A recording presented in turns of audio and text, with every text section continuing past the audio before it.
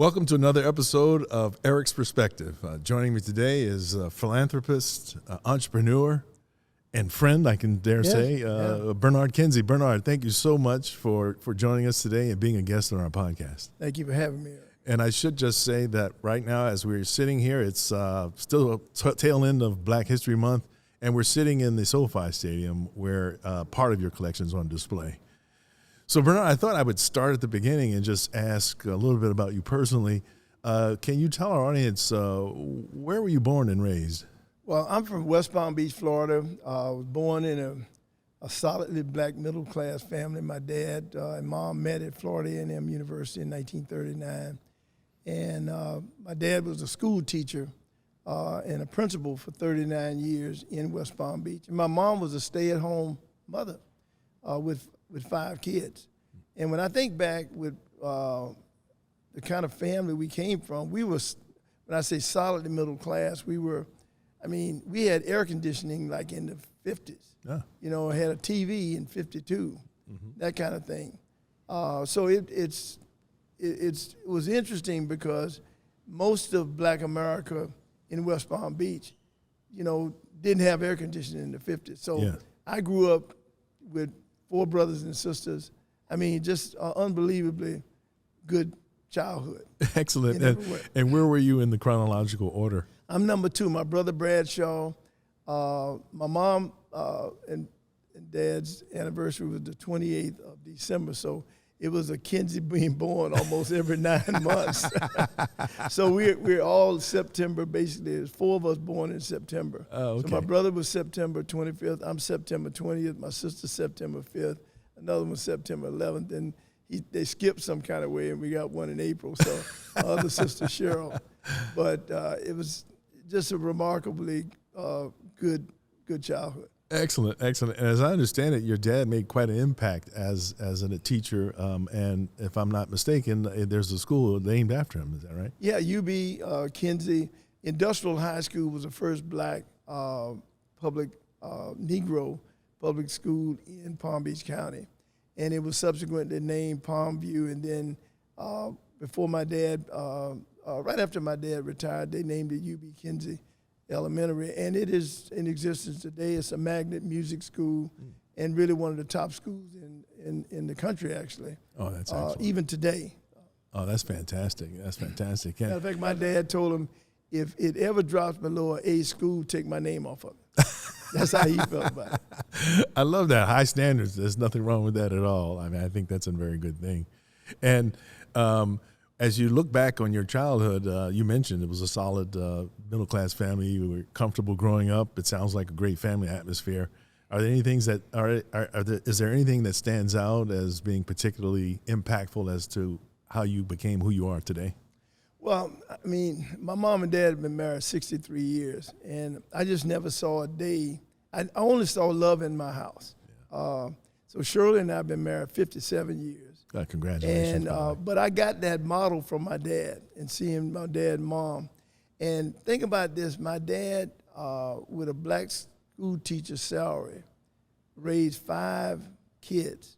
He sent 4 of us to college at the same time on a black teacher's salary, and didn't learn later that he had mortgaged a house so we could go. I went to Florida A&M. My brother went to Florida A&M, another sister to Howard, and another sister to Tennessee State, and my youngest sister got a scholarship to Vassar. You know, 7 years. She's 7 years my junior, Linda. But she was the only one that didn't go to a black college because in the 70s they finally started allowing black kids to go to white colleges. Well, you know, that's the story. Like my father, he went to Southern University. He got his master's from Fisk. And, you know, he's from Louisiana. Yeah, we say, where else are you going to get it from? Exactly, exactly, right? And so he couldn't, even if he wanted to, he couldn't attend the schools, at least in the South. He could not attend. In fact, my dad wanted to be a lawyer and was prevented. You couldn't go to the University of Florida. I mean, it was just a different time. Sure. And so, you know, for like most black folks with a college education, you taught school, you were a reverend, you were a doctor, or you were a lawyer. Yep. That's basically the avenues you had. Yeah. And you didn't have many other options because corporate America was not hiring that type of thing. Yeah, yeah. So you mentioned that you went to Florida A&M. What was your experience like at Florida A&M? I love Florida A&M. I played in the Florida A&M marching band. Oh, really? What instrument do you play? I play French horn. Okay. It's still, to this day, it's still one of the best things I've ever done was being in that marching band. It's just these high standards again Yes. of excellence and execution. But my mom played in the band in 1939. Come think of it. Oh, no kidding. At Florida A&M. What did she play? She played cymbals. Oh, okay. She played cymbals. So my mom made sure that our family was connected. Yeah. Boy Scout, Cub Scouts. I mean, the whole thing. Tri-High Wide. She was involved in making sure that her kids were in the glee club, in the band, in the debating society. My mom was the one that really pushed all of that. Oh. She was the first one. We used to have the Orange Blossom Classic in the 50s. It was the Negro National Championships. And we used to have 40, 50,000 people back in the 40s and 50s and 60s in Miami at the Orange Bowl. Oh, wow. It was just huge. Yeah. But nobody knew about it. But it was just all black folks. And it was the Negro Championships. And Florida A&M was so powerful. We were almost always the champs. And that's when I first saw the Florida A&M marching band. Oh. When I was about 10, no, maybe 15 or so. And the next day I went back and I told Mr. Kurtz, our band director, I said, I want to play in the Florida A&M marching band. What instrument do you need? He said, I need French horn players. So he gave me a French horn player, and I did that, and then went to Florida A&M and played in the band. It just that's fantastic. I love that. I still love that band. And so that was the football team you were speaking about, that where you had the championship teams and so forth. Oh, okay. The Negro Championships, the Orange Blossom Classic. Orange Blossom Classic. And so, what was your major in college? Well, 1961, I go to Florida A&M, and this was during Sputnik time. So I was an engineering major. Oh. And frankly, wasn't as interested in once I got there. So I switched to mathematics. Okay. And got a degree in math. Oh, okay. Which I've never used. Right. I don't even have to balance my checkbook anymore. So I don't. Well, that's true nowadays with the technology and everything. Need to do it. No, but being back then, I always figured out. I said, if you make enough money, you shouldn't have to worry about this stuff. Right. And so, as you trace back your own trajectory, so you graduate college. Did you go to graduate school, or did you jump into the first real of all, world? Shirley and I met in 1963. Shirley is your wife. Yes, and she had just been arrested for demonstrating in Tallahassee. And what most people don't realize, that Florida was a very segregated state, much like Alabama and Georgia. Yes. But it didn't get the reputation like Selma and Montgomery. But Tallahassee was a tough environment. And, we had 3,000 students at Florida A&M basically on one hilltop. They couldn't go anywhere. I mean, it was because of segregation. Just wouldn't total segregation. Yeah. You on the train, you had the last car, the bus, and that whole thing. So to Shirley's credit, she wanted to change that. And 2 weeks after she gets to Florida A&M, she gets arrested for demonstrating so that the theaters would allow black people to come and watch a movie. Wow. And that's when I saw her, and I saw this cute little young lady, and I just thought she had so much courage, because I was working to assist the kids that got arrested, to get them transitioned back into Florida A&M, because a lot of people lost their scholarships. So it was a big deal. Oh, yeah. So if you got arrested, that threatened your college career? Oh, yeah. Wow. Not threatened, oftentimes. It destroyed it sometimes. It destroyed it. So people went under great risk, including Shirley. And Shirley didn't come from, she had a grandmother that raised her. I see. So she didn't have the support that I had with my parents. Right. And she took a great risk. Back in 1963. I think, that's something, as I think back on it, that's easy to overlook. All the people, we know some of the famous people that sacrificed, and they deserve a lot of credit, but there's a lot of people whose names we don't know that put their lives on the line, and their careers and their futures on the line, so that us later on and later generations could benefit from it, and the country as a whole could benefit from it. That's remarkable. It sounds like Shirley was one of them. I mean, had that experience. It must have been terrifying for her, I would imagine, being locked up and everything. Well, she tells a story. She was in there 3 or 4 nights, and they put them next to a work camp with all men, so all women, and they nothing at the windows. So I mean, it was frightening. It must have been. It was frightening, you know. Especially given the treatment that was known to people that got arrested. You know, you sometimes, I remember seeing an interview of Fannie Lou Hamer talking about how she got violently attacked while she was in the cell.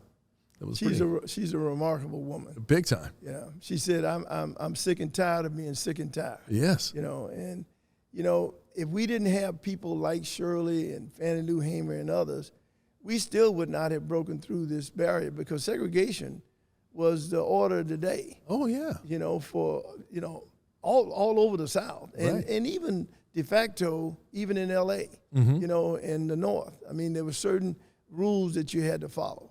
Well, you know, it's funny you say that, because recently I was at the Museum of African American Art, and there was one piece done that was installed. It was a model for a piece that's installed at one of the metro stations in the K line.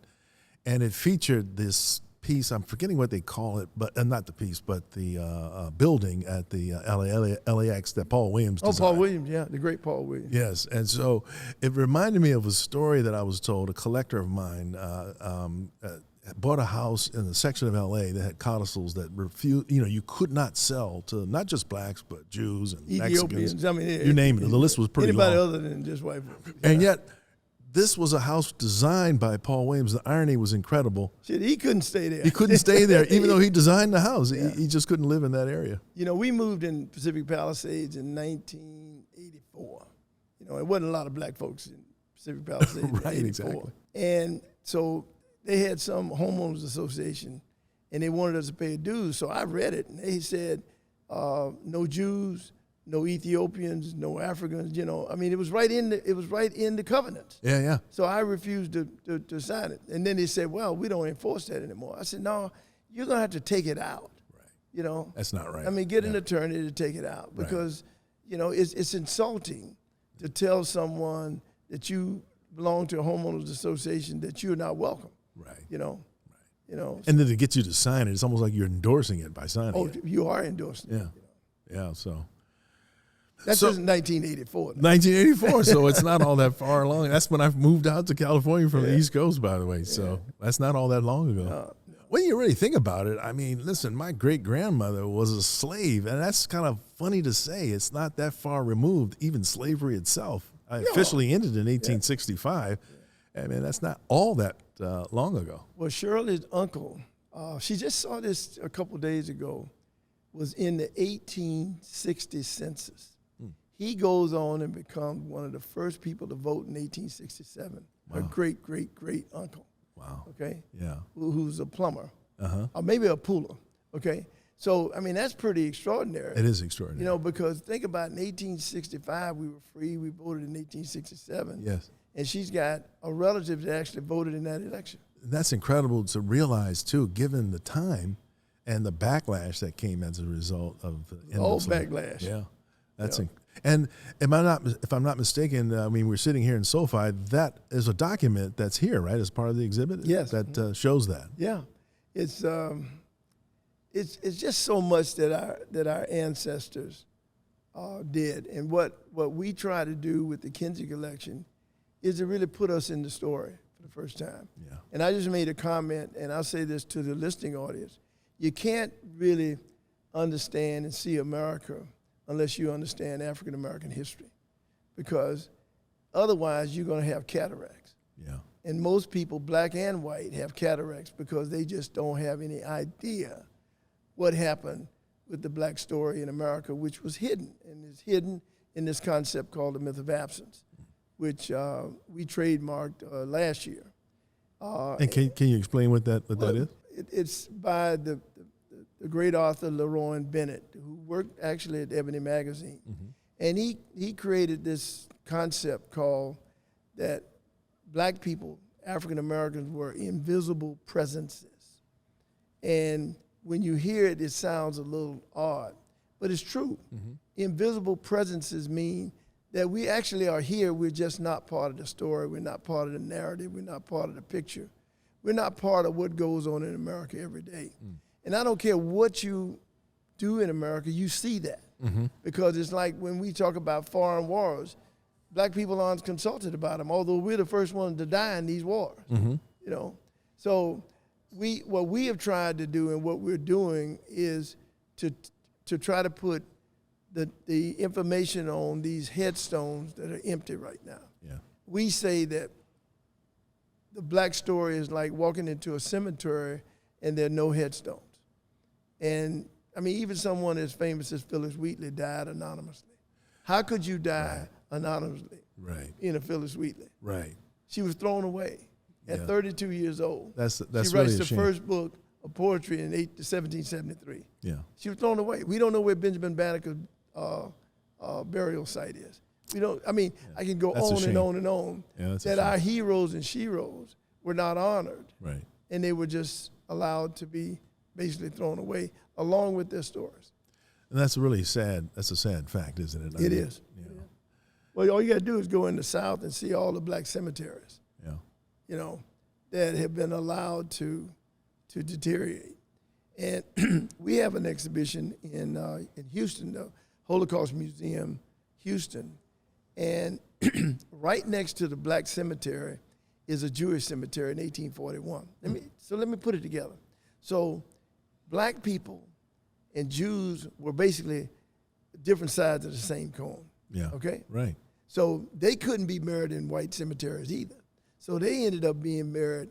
Their cemetery, the Beth Israel Cemetery in Houston, 1841, ends where the black cemetery begins today. Wow. Even to this moment.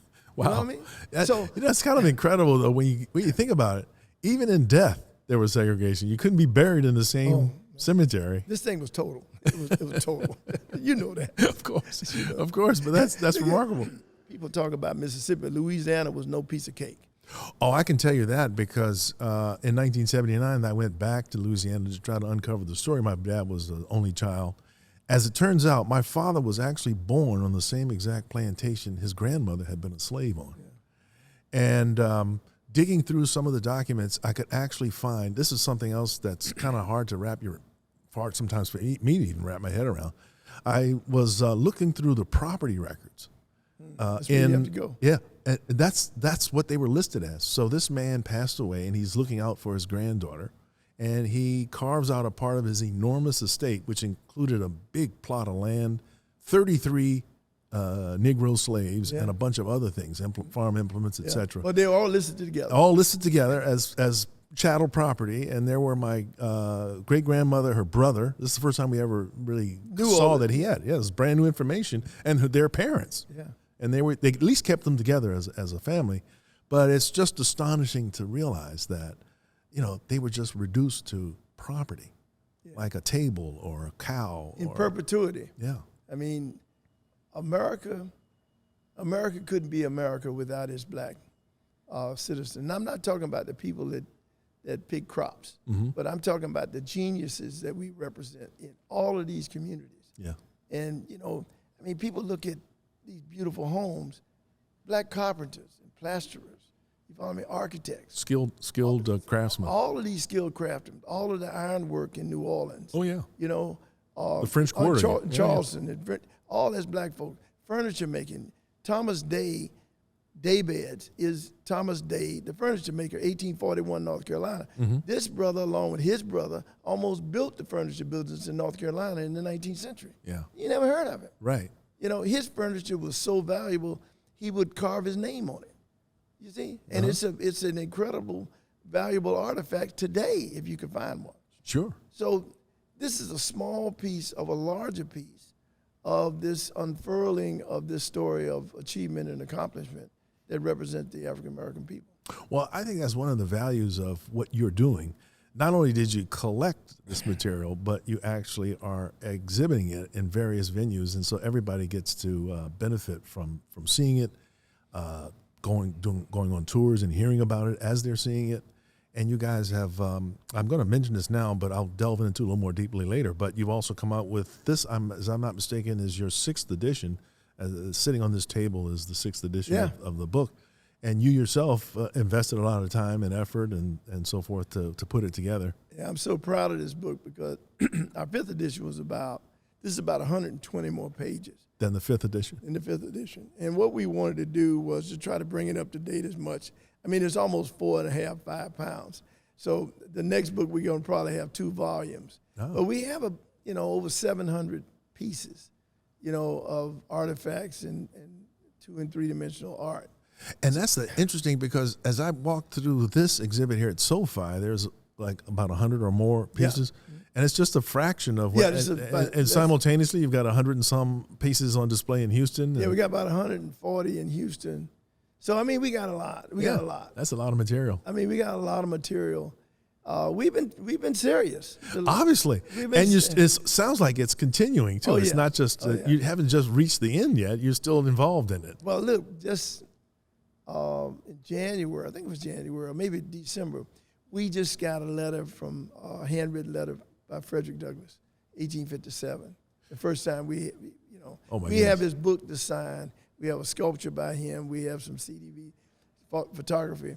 But to have a letter signed by him himself. Do you know Frederick Douglass in the 19th century was the most photographed person, not black person, in America?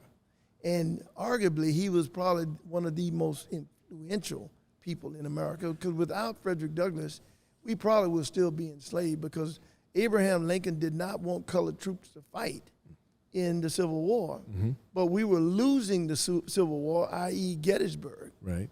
And when Frederick Douglass said to him, he said, you need to put these brothers to work. Because white people were scared that black people having guns, they would turn around and shoot them. Right. But black people have always been the most patriotic. Yeah. Okay? Right. We believe in this country in all of its, and even with all its faults. Mm-hmm. And those 180,000 people, out of the first 17 Civil War Medal of Honor winners, 15 of them were black. Okay? That's remarkable. In the Civil War, yeah, black people died at a 35% higher rate than their white counterparts, because if they were captured by the Confederates, they were automatically killed. Oh, yeah. Automatically killed. Mm-hmm. So to be able to say that I worked and died and protected my country was a badge of honor for black people. Yeah. And I say it another way. The military was the only thing that white people would allow black people to have a part of America. Mm. Mm? Yeah. And that's true in some cases today, because we still die at a disproportionate rate in all of the wars that we fought in. Yeah. And Frederick Douglass, one of the most brilliant orators ever. And he's an enslaved person. In 1837, he walked off, in Maryland. Yeah. Right. And Eastern Shore, Maryland. Yeah. He was a caulker. He made, he worked in Baltimore in the shipyards. Exactly. Do you know in 1865, Baltimore had one of the highest population of free blacks in America? Baltimore. Also Philadelphia, Boston, and New York. Those were the 4 cities that free blacks operated with some modicum of support. Okay. Well, you said, so I had the privilege of taking the tour today with you, and I'm grateful to you for inviting me to participate in that. And you said something I thought was worth repeating here, that there were over 700,000 free blacks. It wasn't just slaves that were here in the U.S. Over time. During slavery, there were 700,000 free blacks. Operating at many different levels. And I just said those 4 cities, and that's where they had some concentration. If you take in 1820, Thomas Jennings invented dry cleaning in New York City. He had a tailor shop. Yeah. He figured out that when people bring clothes in and needed cleaning, he figured out how to do dry cleaning. And then his daughter, Elizabeth Jennings, in 1856, integrated the streetcar system in New York City. Oh, wow. 100 years before Rosa Parks. Wow. You never heard of Elizabeth Jennings. No, that's true. So what we do with the Kinsey Collection, we bring these other people in. We tell you about people that we should know, but we just don't, because it's been wiped out because of the myth of absence. And I didn't finish with the myth of absence. The myth of absence really is not, nobody's mad at us. They just omit us. Right. That's even worse. Yeah. I mean, if somebody omits you, and Khalil says it, that it's like you go to the prom, and you're the prom king, and they Photoshop you out of the picture. Wow. So when you come back and look, you're not there, and you cannot prove that you did anything. Right. That's the problem we have in America now, and that's why the Kinsey Collection strives to put us in the narrative by talking and showing you all of these remarkable people through books, manuscripts, and 2- and 3-dimensional art. I actually think it's a wonderful extension of what Carter G. Woodson basically had in mind when he set up Negro History Week and then later became Black History Month, is to tell us the things that we know. We have the actual first document of Negro History Week, 1926, here at SoFi. Oh my goodness. So if we talk about Dred Scott, we got Dred Scott. If we say Brown versus Board, we got Brown versus Board. In other words, anything of any substance, probably 90% of the chance we got it. Okay? Yeah. If we talk about the Green Book, we got it. We talk about the first cookbook written by a black person, we got it. Yeah. Okay? Right. Because if we didn't have it, you won't believe we did it. Right. So the idea is to change this narrative. And the thing that I love about what we're doing, our son Khalil, which you had an opportunity to hear today. Brilliant, by the way. You have to be very proud of him, because I just was sitting there myself admiring his ability to explain things in a way that is engaging and educational all at the same time. Well, he's got the whole package. Yeah. Well, he's got a great model to model himself after. But I mean, he's just built on the story, though. Yeah. But he's done the work. Yeah. I mean, that's obvious. He's done the work. I mean, I read 2 hours a night for the last 50 years. Okay, 2 hours a night, sometime more than that. So I just devour information, particularly, and I love reading about black folks and money. Okay? Right. Because you're a successful entrepreneur, by the way, and you've been successful in the corporate world, right? At one time working at Xerox. Look, I've been retired 33 years ago. Okay? That's incredible. Okay. Yeah. So I mean, I've been gone. I stopped doing what other people wanted me to do 33 years ago. Yeah. Because it just changes how you want to live.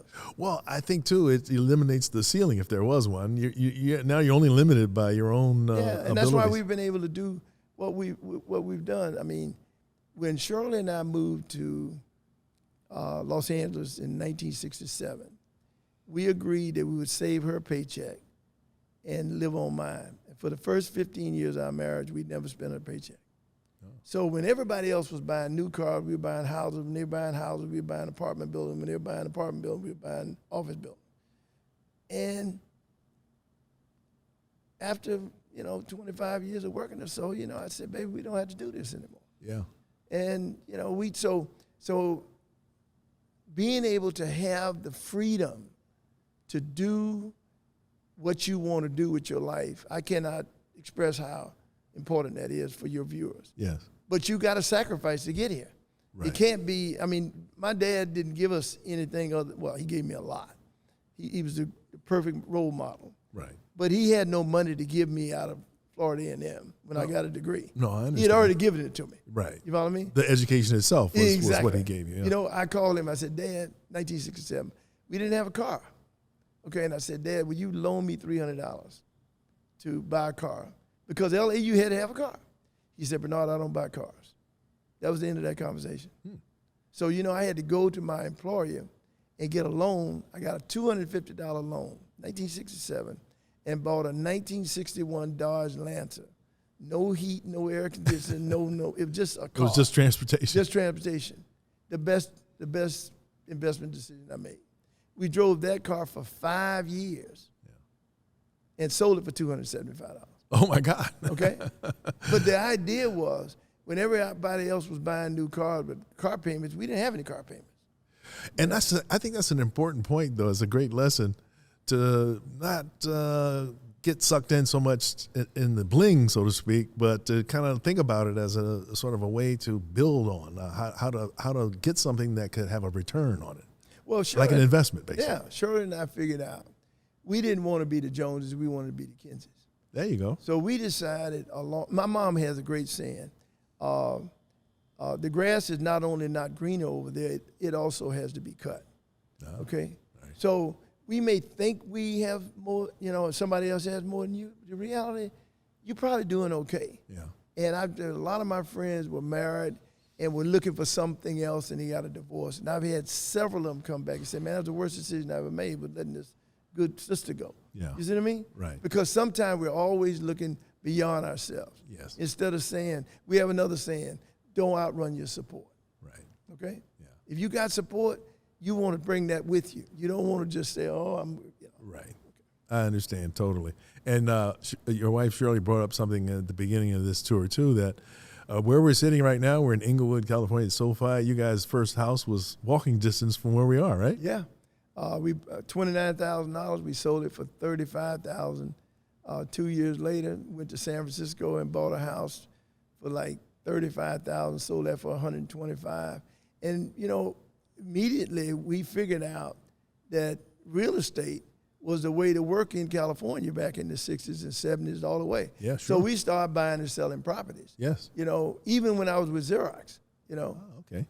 So that was kind of my side, entrepreneurial thing. Mm-hmm. And then, in the 90s, we began to actually buy houses. We had a formula. I pay $1 million, put $1 million in and sell it for $5 million. And I used to just go up and down Amalfi Drive in Pacific Palisades. Uh-huh. And we used to do that Uh-huh. because we figured out that people loved our houses. So we said, why don't we do more of them? Sure. Yeah. And it became a new business for us. And it really gave us the ability to step away from Xerox. You follow me? Yeah. Even after being a vice president for 10 years, it just wasn't enough. Right. When I figured out I wasn't going to be president of Xerox, Mm-hmm. I said I don't want to do it anymore. Right. Because 10 years as a vice president was enough. You follow me? Well, actually, I just wanted to touch on that a little bit too, just to take us back. So at what point did you start at Xerox? I started in 71, 12 interviews to get hired with Xerox. 12 interviews. 12 interviews. I had a BS degree, was close to having an MBA. I got an MBA in 73, started with Xerox in 71. I was supposed to have a position with 100 people. When I was actually hired, I ended up with 12 people, okay? Oh, so I got demoted before I even got hired. Oh, no. That's what happened with black folks all the time. Oh, yeah. We not only get demoted, we get the lower part of the salary range. Right. And you never catch up. So my first manager was someone that didn't have a degree. Now, I got a degree, and I'm almost with an MBA, Right. and he didn't have a degree. Right. That was even Xerox in 1971, Right. which was a very progressive company, okay? Yeah. But it was we still had a black tax, as I call it. I understand. And I also understand that you were instrumental in helping get other African Americans hired at Xerox. Is that right? Yeah, well, when I started, we had about 2,000 black folks. When I left, we had over 14,000. Oh, wow. And myself and 6 or 7 other black men and women all over the country kind of came together and said, you know what, we're going to fix this thing. Mm-hmm. But it started in San Francisco in 1971 when a group of black employees decided that they were not going to go to work and went on strike. And the Xerox senior management sent David Kearns, who was the vice president, out to fire this group of black employees that were rebelling. And when he started talking to them, he realized that they were right, and he fired the white manager and put the black manager in. Oh, okay. And then the Xerox Black Employee Organization was formed, and it was Los Angeles, San Francisco, Chicago, Miami, not Miami, but Dallas, D.C., New York. And that became the nucleus for this organization that formed this nucleus for the Xerox Black Employee Organization. Oh, excellent, excellent. Yeah. In 1991, the day I retired from Xerox, we were at Harvard Business School teaching the case study on the Xerox black employees. Oh, the case study on us is still being taught at Harvard now. Oh, no kidding. Okay, so I'm really proud of what we were able to accomplish. I'll give you an example. The Xerox black employees were the impetus behind Bernard Jordan being the first black board member with Xerox. Oh. And then when he got a job, we pushed him to get Xerox out of South Africa on apartheid. You follow me? Oh, yeah, I do. Okay, so Xerox was one of the early companies that left South Africa because that system was as pernicious as the system of segregation in the South. It's so identical. It sounds identical. Well, it was. Do you know that the Nazis, Hitler, they studied the slave codes and Jim Crow to develop how they were going to subjugate the Jewish people. Okay? Right.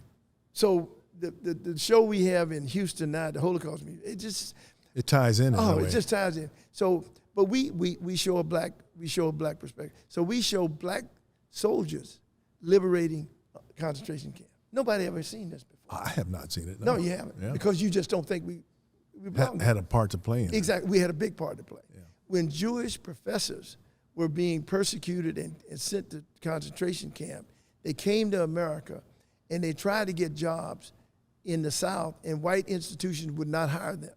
Okay? Right. Guess who hired them? Historically black college hired them. When you say that, it reminds me of Victor Lowenfeld down at Hampton. At Hampton. Yeah. John Biggers, his first student. Yes. You know? But, I mean, he's just one of hundreds of Jewish professors. When I was at Florida A&M in 1961, we had Jewish professors. I had never seen a white guy. Right. Let's not talk about it at a black college. Right. But it was because they were able to get their immigration papers and stay in America. That's part of the story, too. That's very interesting. And it seems apropos that you're at the Holocaust Museum in Houston, for example. It's a great partnership. We love it. We love it. And then earlier you mentioned how the cemeteries were next to each other, segregated cemeteries. Yeah, right there. Yeah. We've done 39 cities around the world, from Bogota to Hong Kong. We've done Beijing, Shanghai, and then almost any place in America, we've done. And we go into red states. We love going into red states. Little Rock, Mississippi. We love going there. Oh. You know what we find? What's that? That they come out in droves. They come out in droves. Well, as quiet as it kept, Frederick Douglass, of course, this is back in that day, Abraham Lincoln, these were both Republicans. That's right. Yeah, there's a Republican heritage there that... But, we take this thing, we don't believe that everything I look at on TV. Right. Okay? And I believe that when people see the Kinsey Collection and see this family called the Kinsey family, they get a different take on what it is being black in America. Okay? And I don't give no quarter to white folks with their foolishness. Don't get me wrong. Right. But I do believe that we are a center country, not a left or a right country. And if we stay more in the center, I think we pick up people on both sides that can agree and compromise. Sure. Which is really what we have to do in this country. Oh, no, absolutely. Now, you mentioned 39 cities in multiple countries. What's the reception been like in these various countries? I'm just curious to know. Well, first of all, the Kinsey Collection has been translated in Spanish and in Chinese, in Mandarin. So we have that to go with.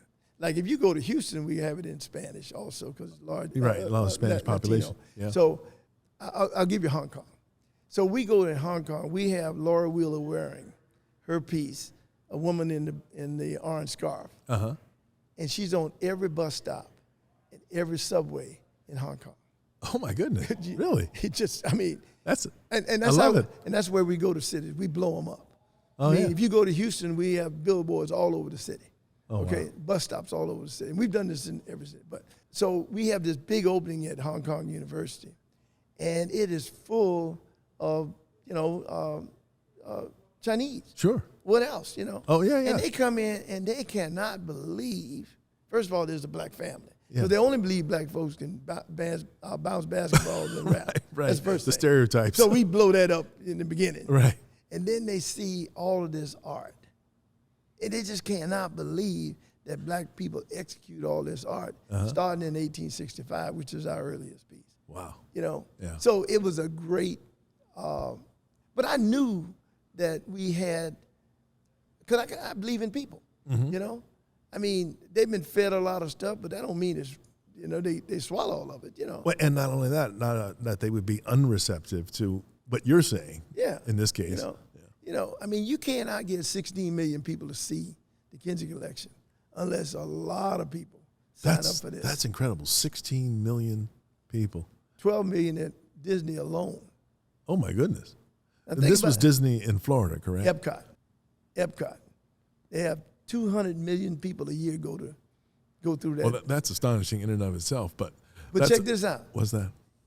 We were there for 5 years. Oh my goodness! We were at the American Pavilion for 5 years, the Kinsey Collection. Well, I say congratulations to them. I mean, that's a great thing that they did to expose it to all the people that come to their And the park. 67,000 employees went through the Kinsey Collection. Oh, wow. So what we're saying is, if you want to change your organization, give them better information. Mm-hmm. give them information that they will not have, because most of it, they got cataracts. You know, they're just walking around half blind. Well, the other thing, too, I noticed even here, there's docent-led tours. So you guys, you guys trained other people. So that's another thing. It's like a force that's being put out there that can help explain what people are looking at and what they may have questions about. Well, I'm glad you observed that. Every city we go in, we train the docents. Uh-huh. I mean, you should have been in Houston. We had like 60 docents. All Jewish. 60. Wow. 60. Wow. And you cannot believe how they eat it. I mean, They were soaking it in. Oh man, I love these people because they make the connection between their ancestors and our ancestors. The story is similar. The story is so similar. Yeah. And what we do is just give them the facts. Yeah. And they just take it out and they got the notebooks. We give them notebooks with all the information and backstories, and and we did the same thing here. You know, and every year we train them. We do a retraining for new employees and for old employees. That's awesome. So we don't have to be here every day. No. You know, and we know we're well taken care of. Yeah, and that's the thing I was impressed by. The overall display, of course, the material itself, of course, the docents, was awesome seeing them. And I'm just noticing, too, they were little kids in some instances. It's adults, but it's also little kids. Even though you might think, well, they're so little, but you never know. It's like a great exposure for them to see this material and to hear about it. Well, the Kinsey Collection is written for 4th grade up. Oh, okay. Okay, so we want that. We've had 700,000 kids see the Kinsey Collection worldwide. Wow. We've had maybe 4,500, 5,000 just here in Inglewood at SoFi.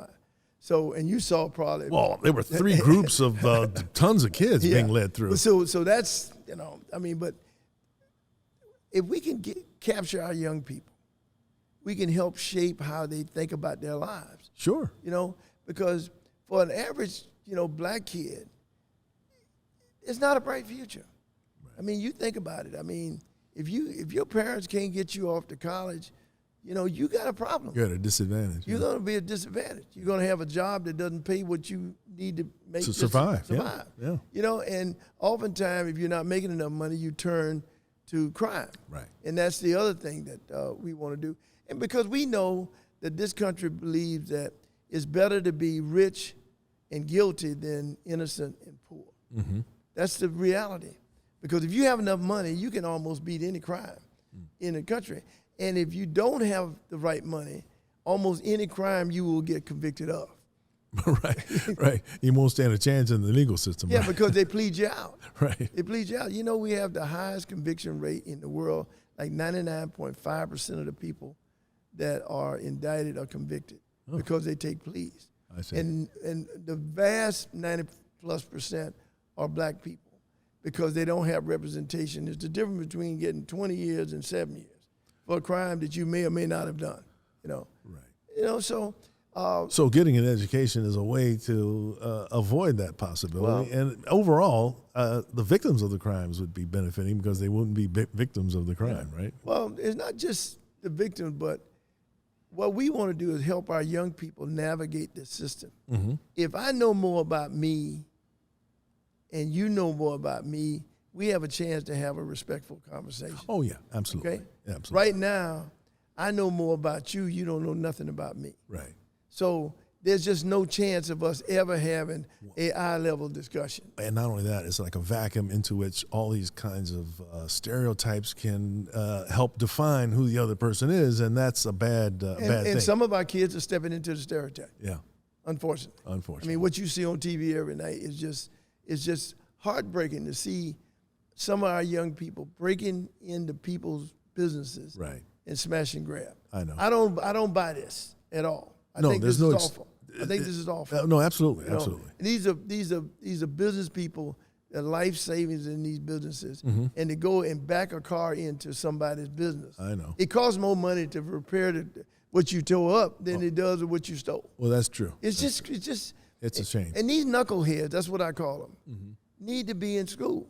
Yeah. You follow me? And a lot of them have decided that this is their new job, but it's a job that doesn't pay well because you at some point it's going to run out. Well, and it helps to decay overall society. Yeah. We just have to be, but all of us have to put our shovel in that hole. Yeah. We have a saying, leave the door open and the ladder down. Leave the door open and the ladder down. Yeah. In other words, it's not enough for me to go through the door if I'm not reaching back, bringing somebody else. Well, that's the thing you've done by making this collection available to people to see and learn about. I think that's a way, I'm sure you probably think the same way, of giving back. Yeah. Well, before this collection, we've sent probably 125 kids to college. We raised over $36 million. Oh, that's For historically black colleges specifically.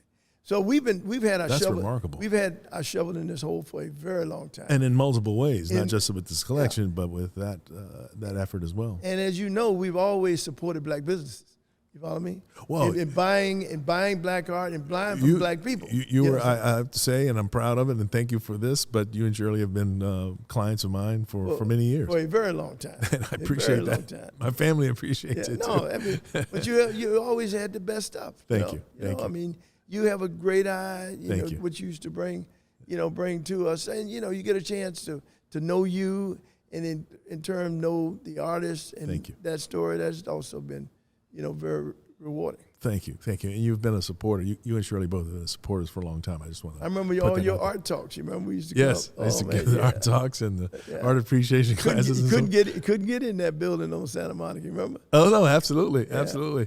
A lot of fun. Yeah, it was pretty fabulous. And giving this tour, one of the things that it reminded me of, you have a signed piece by Muhammad Ali, and I never forget I had a show of Howard Bingham's photographs, and Muhammad was there. And he was generous with his time and signing everything that people were putting in front of him. He's a sweetheart of a guy. Wasn't he? He was an amazing person. And Howard Bingham and I were good friends. Matter of fact, in 1999, I was president of Florida A&M's National Alumni Association. Uh-huh. And for our first convention, I gave an honorary doctorate to Muhammad Ali. Oh, okay. And I gave the Distinguished Alumni Award to Howard Bingham. Oh, my goodness. Okay. So they came. I didn't know Howard. He went to Florida? No. Neither one of them, obviously. Oh, okay. But it was my way of saying thank you. Oh, sure. To what they have done. Yes. But we used to have Muhammad come to the house, and literally, when his Parkinson, got really bad, I just have to feed him, Right. And he called me champ, and he'd go sit down and go to sleep right in our family room. So we got a special relationship, and a beautiful guy. He and Howard Bingham. Both. And this Bingham, he stuttered a little bit. Yes. So he said, Kinsey. Right. And I said, Bingham. Right. And that's how we would greet each other. But I miss both of them. Me too. They're sweet guys. Both of them, absolutely. Yeah. And I do want to put this out real quick because you mentioned you earned your master's degree, MBA. And that's something that we both have in common. I have an MBA from Pepperdine, and so do you, right? Yeah. 1973, when did you get yours? So I got mine in 1992. Okay, all right. Yeah, so it was much later. But So 73, Pepperdine was on Vermont, between Manchester and Century. Okay. In the heart of the black community. Uh-huh. So I'm working for Humble Oil Company, and I get a chance. They're paying 3/4 of your they pay 100% if you get your degree. So I enrolled, and then I moved over to Xerox, and I ended up getting the degree working with Xerox. But it was the best thing I've done was to get an MBA. But the MBAs back in 73, people didn't even know what they were. Right. It was relatively new. Is that it? Yeah. Very new. And I knew as a black man, I had to have a little edge to be able to play in this game. Oh, yeah, sure. Sure. And it did help. Because like you mentioned, you had a degree and you were working under somebody who didn't. So you had to have more in order to get. How ridiculous is that? Right. That's and I never will forget this guy. This guy's name is Al Purcell, really a good guy. And he agreed with me that it didn't make any sense. Right. And he helped push me, you know. So that's a good thing. You know, it's a good guy. But I mean, there's not a white person in America that don't know that they got privilege over black folks. Yeah. They know it every day. You know, matter of fact, Chris Rock has a joke. He says, "I'm rich and they don't want to be me." You follow me? Right. They don't want to trade Right. because they know all the barriers that are there for black folks in this country in terms of getting ahead. Right. Here's what we say. 100-yard dash ought to be a 100-yard dash for everybody. Right. In America, it's just not. Right. White folks may run 99, 98, some 95, because they got all this privilege. You know what privilege is? Being born on third base and thinking you hit a triple. Yeah. And that's what most white people think. They think they got all of this because they work so hard. And they don't forget about their dad, you know, running this company and telling his friend at the golf course, "You ought to hire John." You know what I mean? Yeah. And next thing you know, John's got a job. Right. And promoted over somebody that's been there longer. I saw it. And because I'm aggressive and serious, I was able to overcome a lot of, but there are not a lot of Bernard Kinseys out there that can work and navigate that system inside of corporate America. Yeah. So Bernard, real quick, I just wanted to go back one more time. How did you develop this love of African American art and culture to the point where you started to collect? And can you trace back when you started collecting? Well, some of it's because of you know, the pieces you used to have there. But at the gallery, yeah. Yeah, but I read a lot. I read 2 hours a night for the last, 55 years. I mean, and in that reading, I always wanted to know, how did black people get in this predicament in America? I mean, how do we get to be despised and not treated well? You follow me? And always pushed to the others. And so I started reading. And in college, I read The Rise and Fall of the Third Reich by William Shirer. I think Shirer's the last name. And this was about that thick. And I've learned about how Hitler became, you know, Hitler, and how he took a country of decent people and turned it into a monster. You follow me? Right. And it was similar to America. You follow me? And what we did with the black folks was slavery. And so it wasn't hard to take. Matter of fact, I had all mergers and acquisitions for Xerox in the 80s. Okay. So I'd go all over the world doing deals with Xerox. I did a $100 million deal with Siemens in Germany. The first time I got in Munich, the first place I went was Dachau. I wanted to see a concentration camp. All right. It's hard to talk about a people if you don't know who these people are. That must have been. And what happened. That must have been pretty hard. It was damn hard. Yeah. So this notion about slavery, and then the other one was John Hope Franklin. Okay. Oh, yeah. His book, From Slavery to Freedom. I picked that up and didn't put it down. And in that book, the bibliography, I damn near read everything in the bibliography. I took every and read that. So when I talk about the transatlantic, I read everything about the transatlantic. When I talk about cotton, I know about cotton. I know about sugar, you know, because I've read it. I know what temperature it was in the winter and in the summer, and how black people had no clothes and no shoes. So over a period of 30 or 40 years, I began to consume all of this data about this remarkable people called African Americans. Do you know that blue jeans are not from Levi Strauss, but from Africa? Really? Blue indigo. Blue indigo came from Africa. I did not know that. And was brought in the rice fields in Charleston. Oh, really? Yes. You follow me? You know the tango didn't come from Italy. It's African. Well, by the way, rice as well, the rice cultivation. Oh, definitely rice. That's all Senegalese. Okay. Yeah. You know? So all of this, you know, think about Beyonce. She's got the #1 country song in America. I just saw that, yeah. And people, some country guy said that she should stay in her lane. Ooh. In other words, Beyonce should not be doing country music. Really? So let me tell them where country music come from. It did not come from Nashville. That's a black thing, country music. Right. That's blues. You follow me? That's gospel. Right. You follow me? So the audacity of white people, which they do all the time, they expropriate our stuff. They take it and then tell us that we can't even use what we actually invented. But she is now got the #1. Well, the fact that she has that is a vote against what he was saying too. It also blows up that piece, and until you blow it up, it still sits there. Yeah, you see what I mean? Right. Well, I think about Charlie Pride, and I don't know if you ever. I remember one time I was listening to Patty Austin. She sang a song that was a country and western song, and I swear to God, it was the most beautiful rendition I think I've heard. We are people that, given rules or no rules at all, we take them to a new level. Oh yeah. Because the African in us is different than what white people have. Right. And that's what's always coming out. I mean, there's nothing about the African American story that hasn't been expropriated by white culture. Mm-hmm. You follow me? You look at how people are dressing, I mean, I live in Pacific Palisades, and we have a very exclusive club there. And guess what I hear on Saturdays when white kids are playing basketball? What? Nothing but rap music. Right. Well, you look at the spring breaks and the crowds. It's a crossover appeal, big time. And that's a testament to the culture. Yeah. It continues to speak and evolve and change and be more beautiful. So Bernard, it was your delving into all this material, like reading the books you mentioned and so forth, that prompted you to start collecting some of this material. And I should point out, by the way, that your collection is not limited to art. I mean, you've got artifacts, you've got bills of sales of people that were slaves. You've got a lot of different things. Well, we don't use the word slaves, we say enslaved.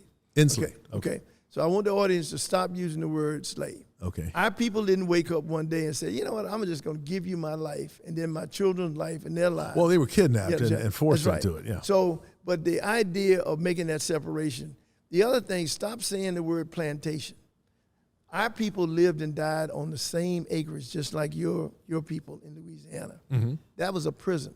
They couldn't leave that land. No, that's true. They couldn't leave. So what we try to do, we have a whole vocabulary in the book that we try to get you to start using the words that have been used to describe slavery, the euphemism, like mercantilism. That was kidnapping. You follow me? Right. You see what I mean? Mm-hmm.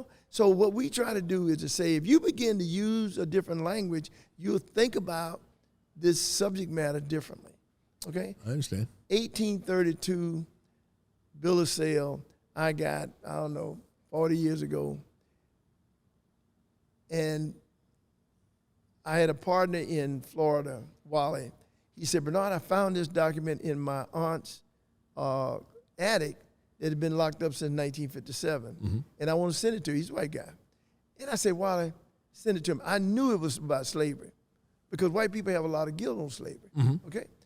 So the next day I get this FedEx, and I open it up, and it changed my life. What was it? It was this document of this African-American young man, 18 years old, being sold for $550. $550. I could still feel how I felt holding that. And I asked myself right then, how did we get in this predicament in America? And that's the question I've been trying to answer for the last 40, 50 years. By going out and acquiring and sourcing all of this material that tells how that story came about, okay? Yes. But we tell it from a position of positiveness, not about ain't it awful, but how we overcame it. Yes.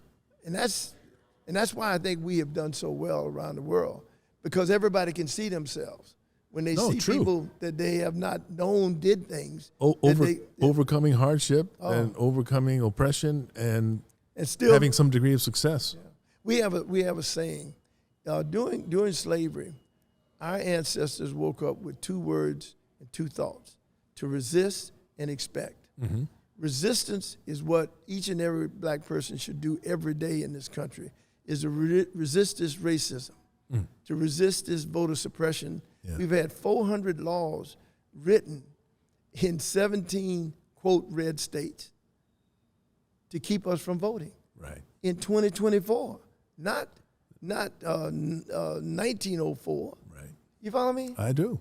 It's just ridiculous. I do. I remember when there was, the Voting Rights Act was up for renewal. It was said, oh, wait, why do we need to do that? Why do we need this? And then what happened after it wasn't renewed. It showed up. They weakened it. And now they weaken it and weaken it and weaken it. Yeah. So each black person in the country has to wake up with that. One thing, resist. The other one is expect. Expectancy is that all of us still have to be husbands and fathers and mothers. Oh, sure. Responsibilities. And that's what makes being black in America really difficult. I call it that black tax. Because white people don't have to worry about being stopped in a car. You follow me? You know, even in LA, 3 times more black people are arrested for speeding than white people. 4 times more Latinos. I did not know 7 times more in San Francisco. Yeah. And in every city in America, like New York, 88% of the people that are stopped are black. You follow me? I do. In New York. Yeah. Even with black police chiefs. Why? Because it's in the DNA of this country. Okay? You're guilty until proven innocent. That's the problem we face in America every day. As black people, we are guilty until proven innocent. And what we really want to do is to change that, to say we're innocent until proven guilty, which is what white people have. Which is written into the legal code anyway. And everything. Yeah, exactly. But the black tax that our young, all I can say is we have been in 39 cities and touched all kind of people in a personal way. And I know how hard our people work for their families and how difficult. Sometimes we get people and they can't afford our book. We give it to them. You follow me? Yeah. Because it's more important for them to have the information than for us to make a few dollars on it. Yeah. Because the reality is we know that they're probably not making the same money that their white counterparts making. Right. That's just prima facie. Right. I did a study in '84 when I was a vice president of Xerox. And I took the names off of every performance appraisal in my region. I had the largest region in Xerox, okay? And what we found was that black people and Latinos, almost 100% of the time, were below the median income of whites for the same job. Wow. Then we looked at the words that describe, the qualitative words that described it. And the words were the same, but the outcomes were different. He's a great employee, but he's still a meets expected rather than exceeds. Right. So I know prima facie how this works because as a Xerox executive, I saw that we corrected it. Yeah. And then I asked my HR to go and draw me a plan up on giving raises to everybody that was below the midpoint of where they should have been. So we corrected it. You follow me? And that's the good news. Yeah. Yeah. You know, and that's what you have to do. Sure. You can't just say, that's what America wants to say. You can't just say, well, we're sorry. Well, You have to do something about you it. got to do something about it. Right. Because a person that has a family and you've kept them from ever achieving the midpoint of the range, which is a raise or a promotion, that hurts in the pocketbook. Oh, yeah. I mean, when you go to Ralph's or Vaughn's, you can't give them the black card and say, I don't make as much as white people. They don't want it. They don't want to hear that. No. They want real money. You got to pay the people. They don't want no yang money. They want real money. They want the real deal. You know, so that's what I talk about America. So if you don't pay us on an equitable basis, but we still have to buy into a country Right. that believes in equality, Right. It's not equal. it's not equal. And I'm light skinned like you. You follow me? Right. So I've gotten a pass on some of this stuff. Yeah. But when I was younger, when I didn't have gray hair, I used to get stopped a lot. You follow me? Yeah. Now, being older, they just say, "Oh, he's too old to be." Yeah. I get the same treatment. My hair is pretty almost white. I guess. Yeah, no, I mean, because now people think we white, but they think I'm Brazilian or Colombian, Puerto Rican, maybe. Puerto Rican, you know, until I open my mouth. Yeah. So, Bernard, as we sit here, this exhibit has been here for about 2 years. I thought. A little over 2 years. And it's scheduled to come down on March the 31st, but it's a possibility that maybe it won't. You know what? We were in, and it's still in negotiations on that. So we'll see what happens. Yeah. We've had a great run. We had a little over 1 million people see it. We had 140,000 people pay tours to come see it. That's fabulous. So it's been a good run. And then beyond that, what's the future for the collection? Is it already slated to be somewhere else in the country or in the world? We have a couple other places that we're looking at. Part of what we're trying to do is to take a break. Frankly, sure. I imagine it's a big responsibility. We've been going, nonstop since 2018. Yeah. I mean, literally, most of the time we have two shows. Like, I'll give you, in 2022, we had 4 shows that year. 4 shows in the same year? We had SoFi, we had Pepperdine, we had Florida State, and we had Auburn University. Oh, my goodness. In 1 year. That must have been very challenging. But it's also rewarding. Of course. But we created what we call a college show. Yes. Which is a little different than, say, a SoFi show or a Houston show. Yeah. And the beauty that we have so much material. Yes. We can just, you can spread it out. We can not only spread it out, but we can be specific about it. So when we go to Houston, we pull out all our Houston artists. Oh, wow. We got quite a few of them. You follow me? Like John Biggers we talked about. Like a John Biggers. Yeah. You follow me? Like a Floyd Newsom. Yeah. You follow me? Like a Ava Cozy. Yeah. These people, and we spotlight them and give them their due. You know, that's awesome. We talk about the things that are Houston specific. Yeah. That changes how people even see their own city that they don't realize. Yeah. You know, so it's I tell you, it's been just great having our son Khalil, who, we just have a new grandson, Hayes. Congratulations. And that's just the best thing that's ever happened. I know that well. My daughter, I've got 3 of them now. Yeah. And the youngest is 10 months old, so I know the feeling. And congratulations. Our grandson is 10 months old on the 18th. Oh, fantastic! Yeah, congratulations again to both you and Shirley. Congratulations to you. Thank you. And so, for those listeners and viewers out there who wanted to find out more about what's going on, and also buy this wonderful book that I encourage everybody out there to buy, how would they do it? Is there? Well, you need to go on the KinseyCollection.com. That's our website. Okay. And I'm not even sure if it's up yet, but you'll see a place for book. You may see the 5th edition. The 5th edition is about 248 pages. Okay. 240 pages, and this is 360.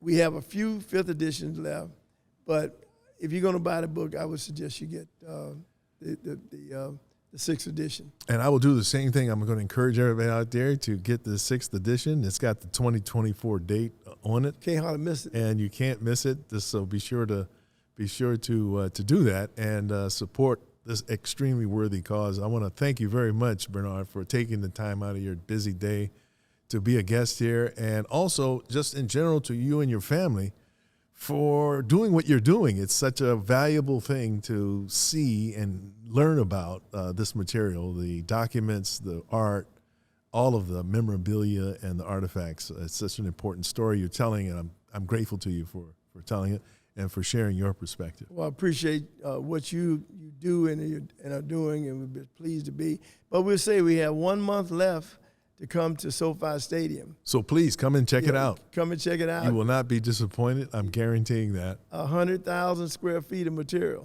That's a lot of material, and all of it is engaging, and you definitely learn something from it so much. So once again, I just wanted to encourage everybody out there to subscribe. Thanks for joining us. Thank you. Thanks, Bernard.